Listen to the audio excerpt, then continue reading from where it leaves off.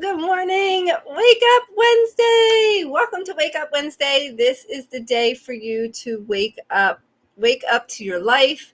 Wake up to opportunities. Wake up to the knowingness that you can heal from your past and own and reclaim who you are at your core.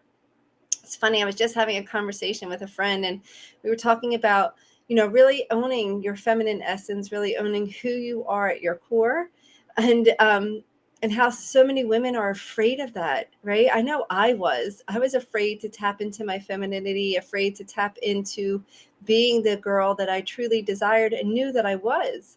So a lot of times what happens is when you have trauma or um, experiences from the past that put on these layers of armor. Some of that shows up as extra weight. Some of that shows up as busyness, right? Your armor could be the fact that you're always doing. Your armor could be the extra weight that you hold on to. Your armor could be that you surround yourself with people that have problems. And so you have to be out there doing everything for everybody all the time. Your armor could be anything that numbs you out, that keeps you from really owning who you are, right? From social media to shopping to drugs to alcohol to food, you name it. And so, you know, when you have trauma from the past, it's important to really tune into what needs to be healed, right? So today I'm going to be sharing with you my 7 proven secrets to heal from your past traumas, past hurts, um, past things that have brought you into an experience of feeling angry, overwhelmed, frustrated, regret, shameful, or ashamed. So drop below if you're ready to learn the tools. Drop below, there's 7. So drop below a 7 if you're ready to learn the tools to feel, the tools to help you to heal from your past. All right, the steps, I should say. So uh, my name's Brenda Kist. I'm your host and your coach here in the Kiss Your Struggles Goodbye Facebook group. And, I've worked with women for many years now, and a lot of women come to me not knowing who they are or afraid to discover who they are because they might get hurt if they allow their full self, their full expression. So I help people. I developed this system to really help you identify how to heal from the past, how to heal from things that are keeping you locked out of, things that still have control over your life. And how do you know things still have control over your life? You know if they do, if you think about them and you still get angry, or you are emotionless, have no emotion, meaning like numb, not, yeah, numb emotions, or you stop yourself from doing something because an experience from your past got you hurt. So now you don't take risk, or you don't do things that you might want to.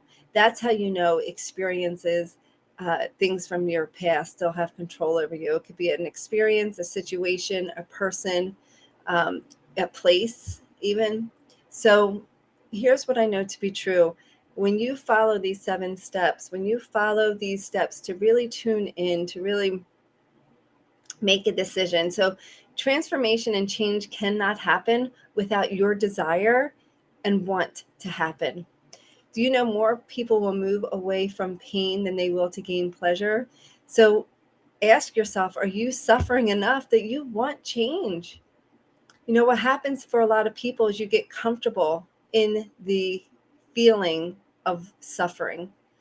And so when you want to step out to change and you want to transform your life, what could happen is it could be so uncomfortable that you just want to go back and be in your comfort zone, right? In the zone, even though the comfort zone is uncomfortable.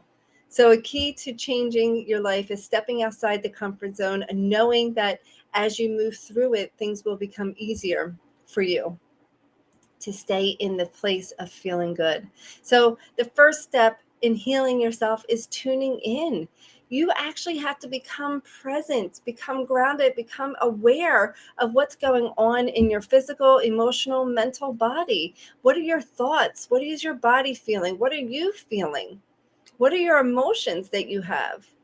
So you can't make change until you know where you're at. So the first step in healing, once you decide, so the very first step in healing is to decide and to make a decision means there's no other option but to heal. There's no other options but to make it happen for yourself. Right? So you fully decide. The most painful part about a decision is sitting in the indecisiveness of the decision, having one foot in one direction and one foot in the other, and then you're sitting in the middle of the fence, and that does not feel good. When you sit with one leg on one side of the fence and the other leg on the other side of the fence. So decide, make this your decision. I made a post last week and I said, decide that you want to have change, right? So that's the first step. But once you decide, here's what has to happen next, right? You have to tune in. You have to be willing to give yourself permission to tune in to yourself, to who you are and what you want, to the feelings that you have, the emotions, the thoughts. It's about really getting to know you. The second step is to process and release emotions as they come. If you hold on to emotions, you get what's called energy emotion or energy stacks, and then you have like big flare-ups. So someone that I was just working with someone right earlier this week, I believe. What's today, Wednesday? Yeah, I think Monday. And she was talking about how uh, the littlest things make her so angry. And the challenge is, it's not these little things that make her angry. It's the fact that she's got so much anger that's stacked within her that she has not processed, released, or healed from. Drop below if you can relate, if you have anger or frustration or overwhelmed or rage or regret. And little things just trigger you. Little things just trigger you. And all of a sudden, it's an explosive experience. So the second key to healing your past traumas is tuning in, not just tuning in, it's then releasing and processing the emotions that you have. And how do you do that daily? So that when you experience things, you don't hold on to them. You feel them, you release them, and you let them go, right? The next is identifying if ego or spirit is showing up. And what do I mean by that? Ego, so many people say we got to get rid of the ego. Ego is the part of you that protects you, that keeps you surviving and living in this world. So we don't actually want to get rid of the ego. We just want to get rid of the part of you that's protecting you from feeling some things that might be uncomfortable so that you can expand and grow. So you want to give permission to your ego to release the hold that it has on you right now, right? That's keeping you trapped in depression, anger, overwhelmed, not being able to say no and set boundaries or take your life back. Versus spirit. How do you step into the spirit? How do you step back into your soul desire? And so that comes into the next step, right? So the next step is through forgiveness and trust. In order to truly embrace life on the fullest level, it's about trusting and forgiving those and those places, people, things that have happened to you from their past, that happen to you daily, that maybe you do something and you cause pain or suffering on somebody else. Forgiving yourself, forgiving others, and trusting in yourself, trusting in your ability and knowing this, that you have access to everything you need to live a vibrant, beautiful, healthy, amazing life, right? So that's key to healing your past, is doing forgiveness work. So drop below. So far we went over 4 of the 7 proven steps: the tuning in, emotions, releasing and processing emotions, your ego, and then spirit, which is about forgiveness and trust. So drop below, which one are you right now feel like you are called to start working on? I'd like to see where you're at on that. The next one is learning to set healthy boundaries, knowing that no is no and yes is yes. And you get to choose when you want to say no and when you want to say yes, and not having others choose for you, and giving yourself permission to say yes to you. Yes to you first, right? Saying yes to you so that you can show up wanting, open, and fully present for the person that you want to serve. Setting healthy boundaries is key. If you are running life from a depleted experience energy depletion, you are not giving the best of yourself. You're not giving the best of who you are. So that you actually, by not taking care of you, you're not giving others the most that you could give.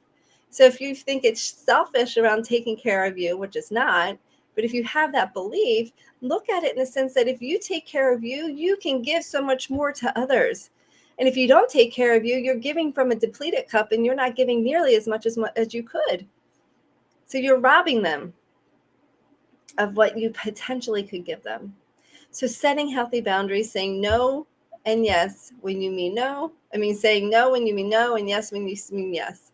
So drop below if you're ready to say no or yes and be truly authentic with your words. Setting boundaries with yourself and setting boundaries with others, knowing when you're overriding someone else's boundaries and when someone is overriding your boundaries, and being able to speak up for yourself, being able to express that verbally and with body language, and really owning who you are. The next one is seeing your future in advance, right? Letting yourself dream, letting yourself be where you want to be. The only way you can get where you want to go is to see it. The subconscious mind doesn't know the difference between what's real and what's vividly imagined. So allow yourself to vividly imagine what you want and then be open to what the universe brings you to get you closer to your vision. See, most people say, oh, visualizing, it doesn't work. It doesn't work. It doesn't work. It works every single time. And here's how it works. It works when you stay open to receiving the steps and the guidance that you are getting to bring you towards your vision. So most people have vision, or some people, I shouldn't say most, have vision boards and goals and desires, and then it doesn't come to fruition. And here's what two things, reasons why. One is they don't stay open to the guidance to get them to the vision. And two is they have core beliefs that are keeping them in the subconscious, keeping them from where they want to go, keeping you from where you want to go. So set your vision of where you want to go and stay open to receiving the guidance. And the last step to healing your past is really through connection with yourself, connection with your higher power, so that you can live in gratitude and celebration. You know, it is so fun to celebrate. Think of a little kid when you have a birthday for him or her. I have 3 sons. Think of a little kid when you have a birthday and you get to celebrate the joy and the happiness that brings to that child. Why would you not want to bring that joy and happiness to you? So celebrating your small successes to bring in more success. So celebrate things like that you got up this morning, that you got out of bed, that you were able to eat breakfast, if that's where you're at, or the fact that you were able to do a task, or you did a task. It doesn't mean that you don't look at the stuff that still needs to be done. You're looking at all the things that you get to celebrate. So drop below something that you're celebrating today, even if you're watching the replay, something that you're celebrating today, so that I get to see what you're celebrating. And then also bringing in gratitude for what is, what's coming, and what was. Because when you live in gratitude, you cannot be in a place of anger and create love. You have to come to peace where you're at. You have to come to a realization that this is exactly where you're meant to be, right here, right now, and come to peace where you're at, so that you can create the life that you love. Right? So that you can create the life that you love. And so if you want to learn how to really implement each one of these steps and how to take your life to the next level, DM me. I have we can have a small conversation and I can see how I can help you move forward. Drop below what you're doing. What action are you taking today to make it happen for yourself? Wake up. It's Wednesday and you get to wake up to your life. You get to wake up to the life that you want. It has nothing to do with the life that you had or have had, right? Or have currently. You get to wake up and decide today to move forward in your life. Do something today different than you did the day before to bring you closer to where you want to go. I love you. Have a wonderful, wonderful day. Reach out. I'm here for you. Take care now. Bye.